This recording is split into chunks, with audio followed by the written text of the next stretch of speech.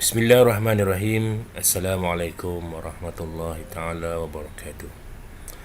Alhamdulillah nahmaduhu wa nasta'inuhu wa nastaghfiruh wa na'udzu billahi min syururi anfusina wa min sayyiati a'malina. May yahdihillahu fala mudilla lahu wa may yudlilhu fala hadiya lahu. Asyhadu an la ilaha illallah wahdahu la syarika lahu wa asyhadu anna sayyidana Muhammadan abduhu wa rasuluh. Rabbi syrah li sadri wa yassir li amri wahlul 'uqdatam min lisani yafqahu qawli, amma ba'd. Yang saya muliakan tuan-tuan sidang hadirin hadirat yang dirahmati Allah Subhanahu wa taala. Sama-sama kita memanjatkan syukur kepada Allah Subhanahu wa taala kerana diberikan kurnia kepada kita untuk sama-sama berada dalam majlis yang seperti ini, walaupun kita tidaklah dapat duduk bersama-sama di surau dan juga di masjid dalam sementara dalam tempoh PKP kita ini, tapi mudah-mudahan hubungan kita terus terjalin dengan adanya kuliah-kuliah seperti ini. Jadi mudah-mudahan amalan kita ini diberikan kebaikan oleh Allah Subhanahu wa taala. Tuan-tuan sidang hadirin hadirat yang dirahmati Allah Subhanahu wa taala. InsyaAllah seperti biasa pada hari Selasa, minggu yang pertama dan juga minggu yang kedua adalah giliran saya untuk berkuliah di surau Al-Ansari. Jadi insyaAllah walaupun kita masih lagi dalam tempoh PKP, tapi kita cuba untuk meneruskan kuliah supaya program di surau kita ini terus berjalan. Jadi insyaAllah. Jadi tuan-tuan, seperti biasa saya menyambung bacaan kitab Penawar Bagi Hati yang ditulis atau dihimpunkan oleh Syekh Abdul Karim Mandili. Mudah-mudahan ianya memberikan kebaikan kepada kita insyaAllah. Jadi tuan-tuan, seperti mana yang tuan-tuan maklum bahawa kita sudah pun membacanya sehingga muka surat yang ke 30 lebih tak salah saya. Jadi insyaAllah pada hari ini kita akan sambung di mana yang kita berhenti sebelum ini insyaAllah. Baik tuan-tuan, kalau tuan-tuan masih ingat lagi, kalau kita tengok kitab kita ini, kita sudah pun membaca bab pendahuluan, kemudian kitab yang pertama pada menyatakan segala anggota yang 7, kemudian kita telah baca fasal yang pertama pada menyatakan mata, ini pun dah sudah. Fasal yang kedua pada menyatakan telinga, yang ini pun dah sudah. Fasal yang ketiga pada menyatakan lidah, yang ini pun dah sudah. Okey, jadi fasal yang keempat pada menyatakan perut, yang ini pun dah sudah. Fasal yang kelima pada menyatakan faraj, yang ini pun dah sudah. Okey, kemudian fasal yang keenam dan fasal yang ketujuh pada menyatakan dua tangan dan dua kaki, yang ini pun dah sudah. Kitab yang kedua pada menyatakan qalbu, artinya jantung, yang ini pun dah sudah. Okey, kemudian bab yang pertama pada menyatakan syahud ta'am, artinya sangat loba atas makanan, yang ini pun dah sudah. Jadi sekarang kita berada pada bab yang kedua pada menyatakan sangat loba di atas berkata-kata. Okey, jadi insyaAllah pada hari ini kita akan tengok sambungan apakah yang diterangkan oleh Syekh Abdul Karim Mandili di dalam bab yang kedua pada menyatakan sangat loba di atas makanan, insyaAllah.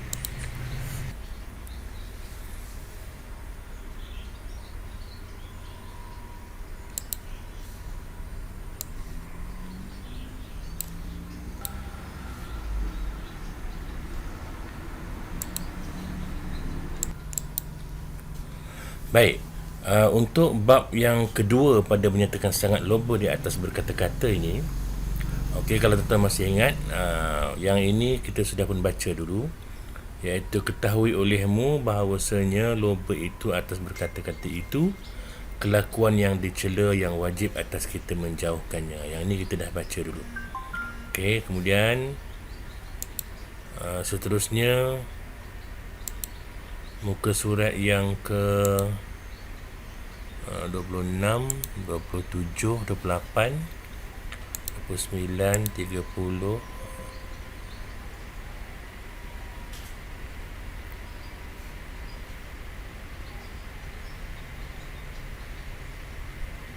31. Okey, 31. Saya ingat lagi kita berhenti di sini dulu. InsyaAllah kita akan sambung di sini ya.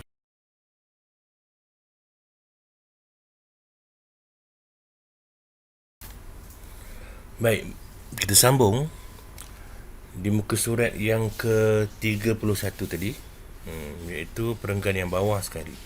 Tuan-tuan boleh rujuk pada skrin ya.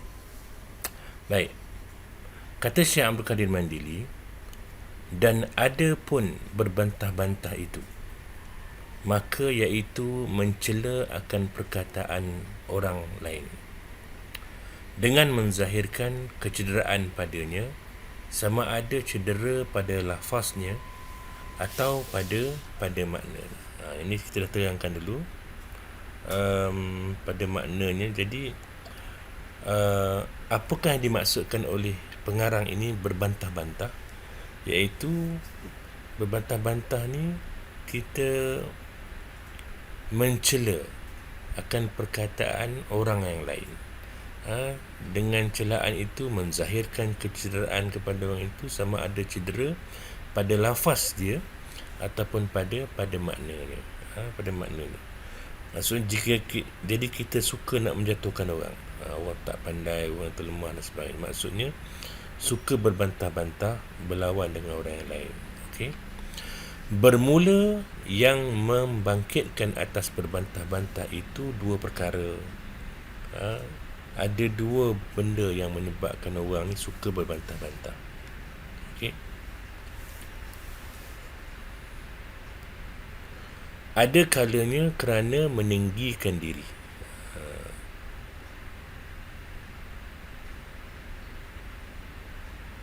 Dengan menzahirkan kelebihan dirinya.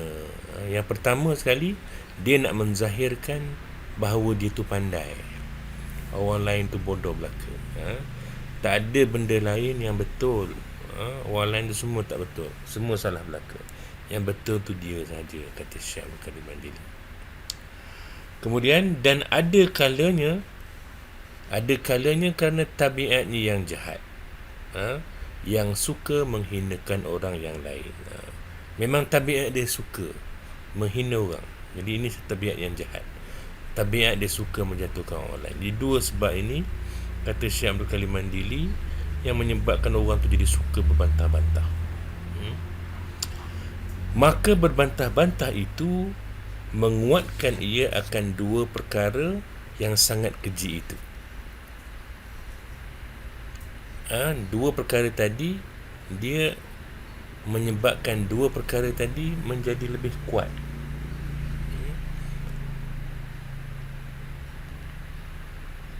Bahkan yang wajib atas engkau bahawa engkau membenarkan akan barang yang engkau dengar.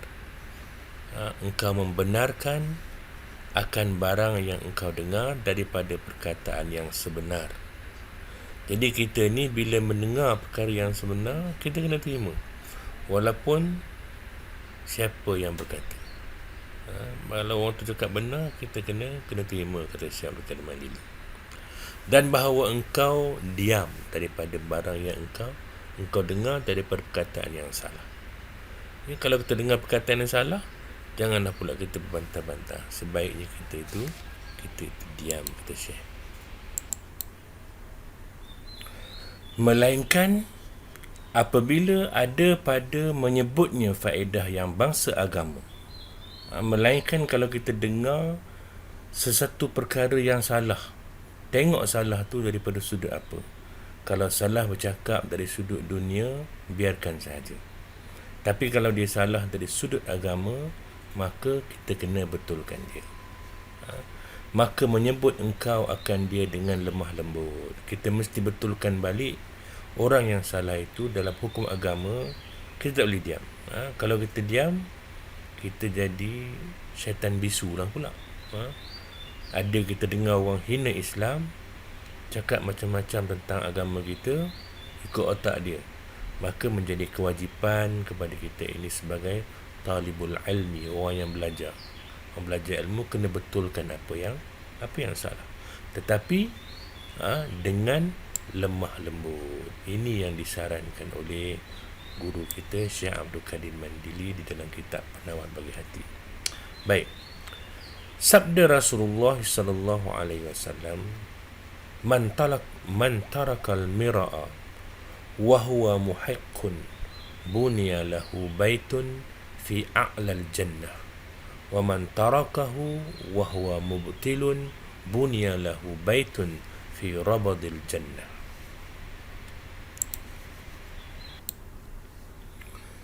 Sabda Rasulullah sallallahu alaihi wasallam, man tarakal mira'a wa huwa muhiqqun buniya lahu baitun fi a'lal jannah wa man tarakahu wa huwa mubtilun buniya lahu baitun fi rabidil jannah. Yang ini nombor satu. Nombor satu ni kalau kita tengok di bawah sekali, ditulis apa? Dia kata rawahu. Dia tidak tulis nama perawi ni di sini. Dia tak tulis nama perawi di situ. Tapi tak apa, nanti kita tengok siapakah yang meriwayatkan akan hadis ini. Baik.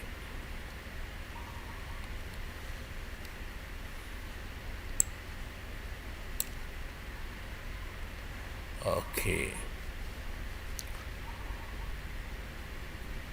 Artinya, barang siapa meninggalkan ia akan berbantah-bantah. Siapa yang meninggalkan perbuatan suka berdebat, tak ketahuan, meninggalkan berbantah-bantah pada ketika ia yang sebenar, walaupun dia dalam keadaan yang benar. Orang ni dia tak berbantah, walaupun dia benar, dia diam saja. Tapi ini bukanlah perkara yang agama lah. Tapi kalau dalam perkara agama, ada orang hina Islam dan sebagainya, wajib kita bantah, wajib kita lawan. Tapi orang ni dalam kehidupan seharian dia mungkin tidak berkaitan khusus dengan agama, bergurau dan sebagainya, dia tak suka membantah. Contohnya, kata Nabi, nescaya diperbuat baginya rumah pada setinggi-tinggi syurga. Allah Subhanahu Wa Taala bagi kepada dia rumah yang di tempat di dalam syurga yang tinggi.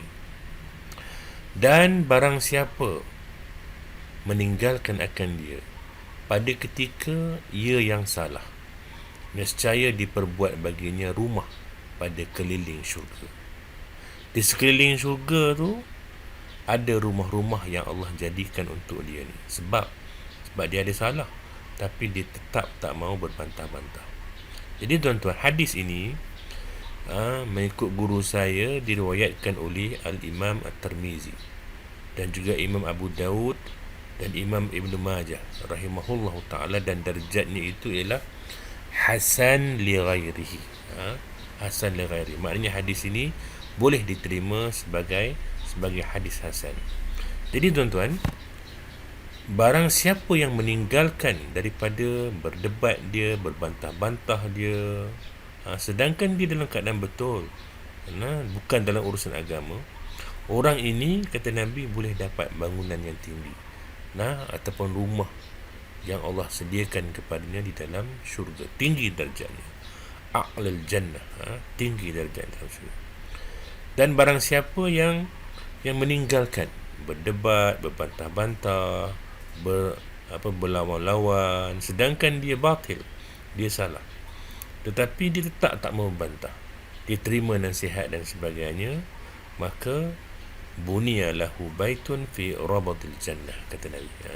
Buniya lahu baitun fi rabadil jannah, dibina baginya itu rumah di pinggiran syurga. Jadi ini kelebihan yang Allah SWT beri kepada orang yang meninggalkan berbantah-bantah. Ini sifat yang adab yang diajarkan kepada kita oleh Syekh Abdul Karim Mandili, yang sepatutnya kita sebagai orang yang belajar ilmu, ilmu ini dapat amalkan dalam kehidupan. Kemudian kata Syekh Abdul Karim Mandili, bermula yang demikian itu. Yang demikian tu apa maksudnya? Maksudnya yang demikian mana? Maksudnya bermulalah perbuatan meninggalkan berbantah-bantah, meninggalkan berdebat pada perkara-perkara yang tak penting ini, kerana meninggalkan berbantah atas yang sebenar itu lebih sukar. Ini kenyataan yang betul lah. Sebab apa? Sebab orang yang meninggalkan berbantah-bantah, meskipun dia ini benar, boleh dia duduk dalam syurga yang tinggi darjatnya, a'lal jannah. Sebab selalunya keadaan dia, kalau kita dapati kita betul, kita tentu nak lawan, kita tentu nak bantah orang yang tak bersetuju dengan kita. Tetapi orang ini, kata Syekh Abdul Karim Mandili, dia tak nak buat macam tu. Sebabnya dia tak nak berbantah-bantah, bukan dalam perkara agama. Bagi dia, biarlah orang nak kata apa, katalah. Tapi kita kena ingat, ini bukanlah skop Islam lah. Tapi kalau melibatkan Islam, agama, kita kena lawan sampai ketitisan darah yang terakhir. Baik.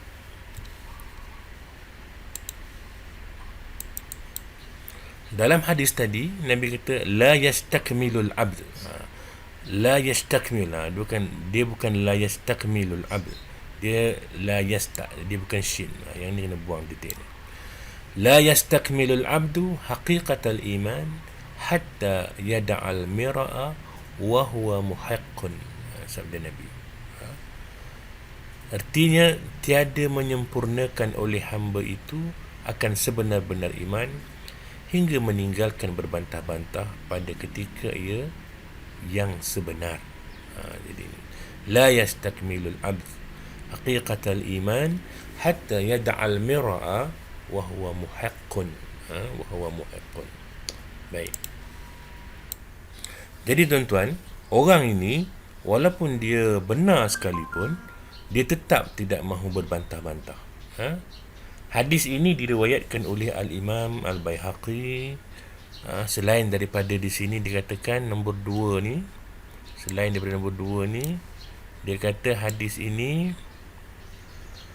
rawahu Ibnu Abi Dunya an Abi Hurairah radhiyallahu an. Diriwayatkan oleh Ibnu Abi Dunya daripada Abu Hurairah radhiyallahu an. Selain daripada itu, dia juga diriwayatkan oleh Al-Imam Al-Baihaqi di dalam kitab Syu'bul Iman. Syu'bul Iman, iaitu la yablughul abdu haqiqatal iman hatta yada'ul mira'u wa huwa muhaqqun. Daripada Sayyidina Ali dan juga Sayyidina Abdullah bin Mas'ud radhiyallahu anhum, tidak mencapai seseorang itu, hamba itu, hakikat iman sehinggalah dia meninggalkan berbantah-bantah walaupun dia seorang yang benar. Jadi kalau tengok pada riwayat Imam Al-Baihaqi ni, riwayat yang pertama tadi daripada Sayyidina Ali dan Sayyidina Abdullah bin Mas'ud ini adalah kata-kata sahabat Nabi. Riwayat yang kedua daripada Imam Al-Baihaqi dalam Syu'bul Iman, Syu'abul Iman, daripada Anas bin Malik, katanya diangkat kepada Nabi Muhammad sallallahu alaihi wasallam, la yastakmilul abdul iman hatta yuhsinal khuluq. Tidak sempurna iman seseorang hamba itu sehinggalah baik pada akhlaknya. Jadi di antara akhlak yang baik itu ialah apa? Meninggalkan berbantah-bantah. La yastakmilul abd, tidaklah sempurna iman seseorang hamba itu hatta yuhsinal khuluq, sehinggalah baik dia pada akhlak dia. Akhlak tu penting. Sebab tu kita belajar kita ini ialah untuk mengelokkan akhlak kita. Baik. Seterusnya, kata Syekh Abdul Karim Mandili, Tadi bab berbantah-bantah. Ini masuk pula dalam yang lain, bab yang lain, iaitu ada pun melawak. Ni melawak. Ada pun melawak dan seluruh lah. Maka berlebih-lebihan padanya membanyakkan ia akan tertawa-tawa dan mematikan ia akan hati dan menyebabkan ia akan dendam dan menghilangkan akan keadaan ditakuti. Sungguhnya telah bersabda Rasulullah sallallahu alaihi wasallam, la tumari akhaka wa la tumazi. Kata Syekh Abdul Karim Mandili, ada pun melawak dan seluruh. Pengarang menggunakan istilah melawak. Apakah yang dimaksudkan dengan melawak?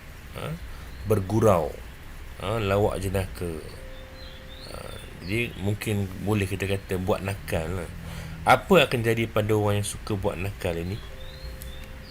Kata Syekh Abdul Qadir Mandili, melawak ni apa dia? Iaitu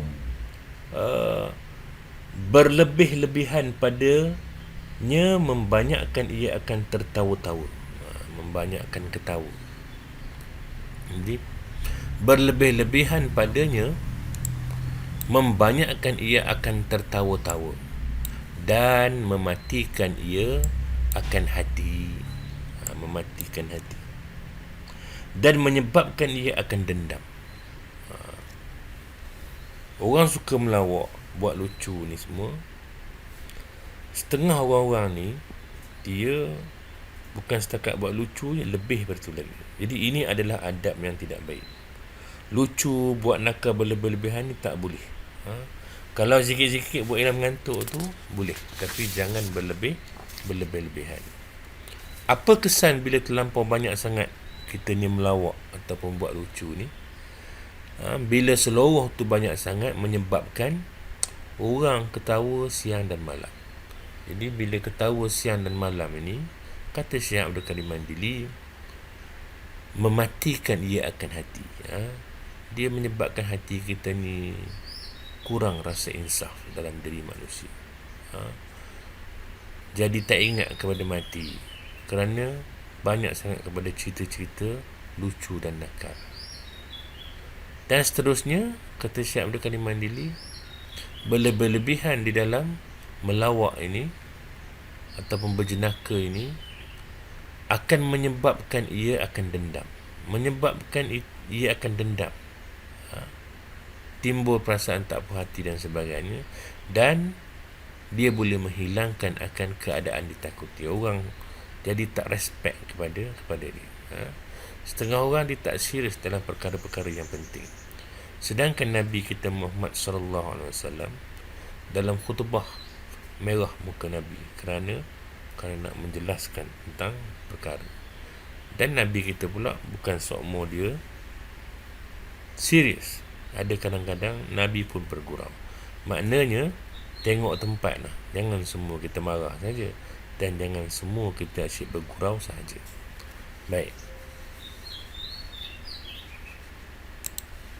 Baik tuan-tuan, insyaAllah kita berhenti dulu di sini. InsyaAllah kita akan sambung lagi bacaan akan kitab ini pada masa yang akan datang. Mohon maaf kerana penyampaian tidak begitu baik, kerana bila bercakap seorang ni idea dia tak berkembang sikit. Jadi mudah-mudahan akan datang dapat kita buat lebih baik, insyaAllah. Jadi kita berhenti dulu di sini, insyaAllah. Kita bertemu di masa yang akan datang. Terima kasih kerana sudi bersama-sama. Aqulu qawli hadza wa astaghfirullahal azim li wa lakum. Assalamualaikum warahmatullahi taala wabarakatuh.